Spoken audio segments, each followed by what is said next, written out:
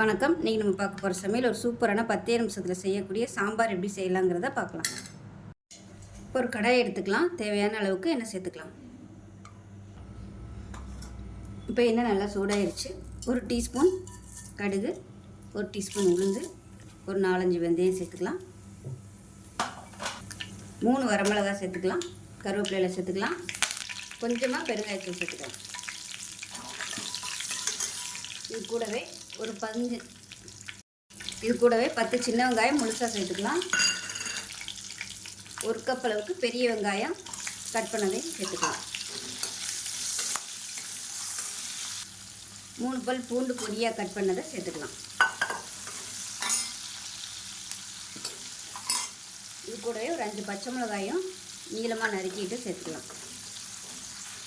வெங்காயம் லேசாக கண்ணாடி பதம் வதங்கினதை 2 தக்காளி கட் பண்ணதை சேர்த்துக்கலாம். தக்காளி வதங்குறதுக்கு உப்பு சேர்த்துக்கலாம். மஞ்சள் கொஞ்சமாக சேர்த்துக்கலாம். இப்போ இதில் காய்கறிகள் சேர்த்துக்கலாம். நான் வந்து ஒரு 5 பீஸ் வர அளவுக்கு முருங்கைக்காய், மாங்காய், கத்திரிக்காய் எடுத்துருக்கேன். அதை சேர்த்துக்கலாம். காய்கறிகள் உங்களோட விருப்பம்தான், காய் இல்லாமையும் பண்ணலாம். காய்கறி சேர்த்து நல்லா வதக்கியாச்சு. 1 டேபிள் ஸ்பூன் சாம்பார் தூள் சேர்த்துக்கலாம்.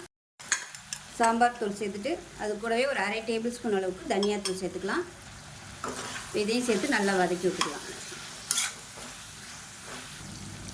இப்போ இது கூடவே ஒரு 1/4 டேபிள் ஸ்பூன் அளவுக்கு கரம் மசாலா சேர்த்துக்கலாம்.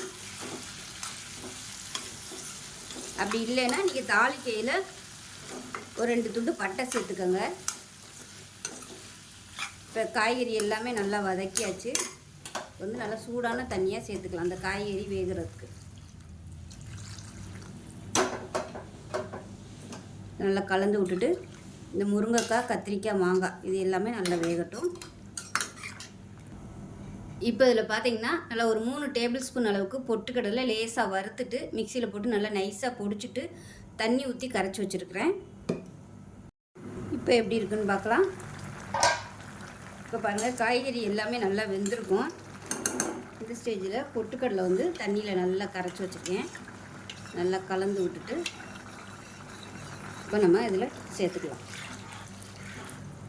சேர்த்துட்டு நல்லா திக்காய் வரும். தேவைப்பட்டால் இன்னும் கூட நீங்கள் தண்ணி சேர்த்துக்கலாம். சேர்க்குறதா இருந்தால் சுடு தண்ணியாக சேர்த்துக்கோங்க. இது கொதிக்க ஆரம்பிச்சிச்சுன்னா திக்னஸ் ஆகி வரும். பார்த்துட்டு தண்ணி ஊற்றிக்கலாம். இப்போ பாருங்கள், கொதிக்க ஆரம்பிக்கவும் நல்லா திக்னஸ் ஆகி வருது. இப்போ இதில் இன்னும் கொஞ்சம் தண்ணி சேர்த்துக்கலாம். இதை நல்லா கலந்து விட்டுக்கலாம். இப்போ பாருங்கள், சூப்பராக சாம்பார் ரெடி ஆயிடுச்சு. இந்த அளவுக்கு தண்ணியாகவே வச்சுக்கோங்க. இது ஆறுச்சுன்னா உங்களுக்கு நல்லா கெட்டியாக வரும். இப்போ நல்லா கொத்தமல்லியில் சேர்த்துக்கலாம் நிறையா. அவ்வளோதான், கேஸ் அமர்த்திடலாம். ஒரு சூப்பரான 10 நிமிஷத்தில் சாம்பார் ரெடி ஆயிடுச்சு. இந்த சாம்பார் இட்லி, தோசை எல்லாத்துக்குமே சூப்பராக இருக்கும். சாதத்தில் கூட நீங்கள் ஊற்றி சாப்பிட்லாம். நம்ம பருப்பு போட்டு எப்படி சாம்பார் வைக்கிறோமோ அதே டேஸ்ட்லேயே இருக்கும். வெறும் 10 நிமிஷம் தான். ஸோ இதே மாதிரியே செஞ்சு பாருங்கள். செஞ்சு பார்த்துட்டு எப்படி இருந்துச்சுங்கிறத சொல்லுங்கள். வீடியோ பிடிச்சிச்சின்னா லைக் பண்ணுங்கள், கமெண்ட் பண்ணுங்கள், சேனலை சப்ஸ்கிரைப் பண்ணுங்கள், பக்கத்தில் பெல் பட்டனையும் ப்ரெஸ் பண்ணுங்கள். நன்றி.